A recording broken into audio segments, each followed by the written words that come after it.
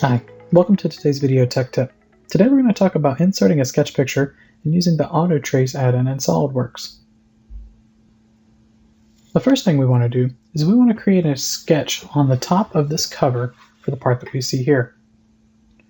Once we've started our sketch, we're going to go to our Tools menu, go into our Sketch Tools section, and click Sketch Picture.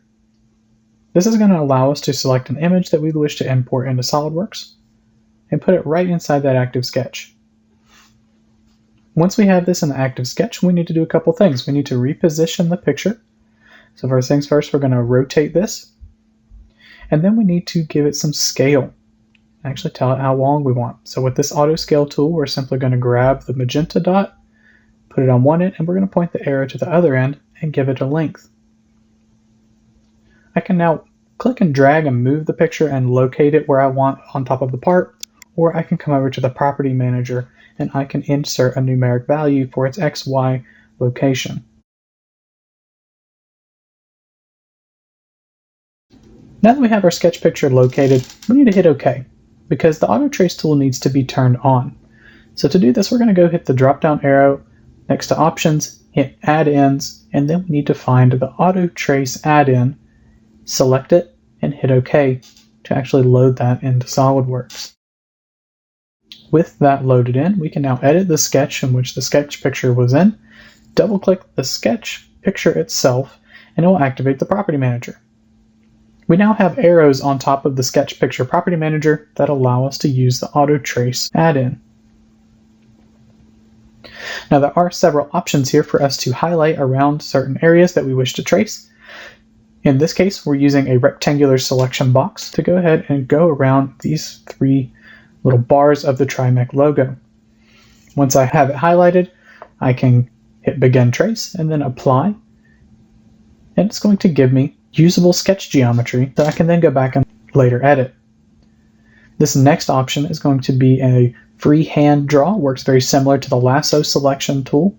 Again, you have to hit Begin Trace to see that preview and then Apply to actually make it sketch geometry. Now we're going to also use this polygon option, and it allows us to just do a line chain to close in around any geometry that we wish to trace. Again, hitting Begin Trace and Apply to add that in. Now the center part of that R we will come back in and do later, but what we want to do next is we're going to use the color selection method. This one is really nice because you can go in and just select a color with the dropper tool, hit Begin Trace, and as you can see, once you hit Apply, it adds that sketch geometry to the sketch.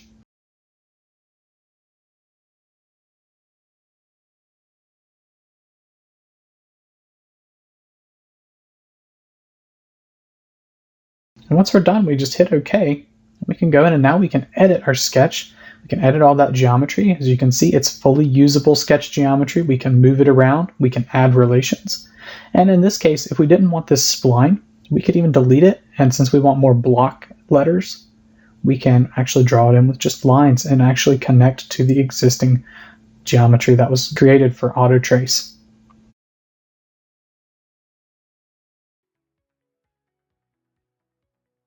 Once you're done cleaning it up, you can use it for any kind of feature that you want. And in this case, we're going to go to our Features tab and use an extruded cut to just do a 1 millimeter cut into the face of this part. So there you have it. Use an Autotrace with a sketch picture. I hope you enjoyed today's video tech tip. Thanks for watching.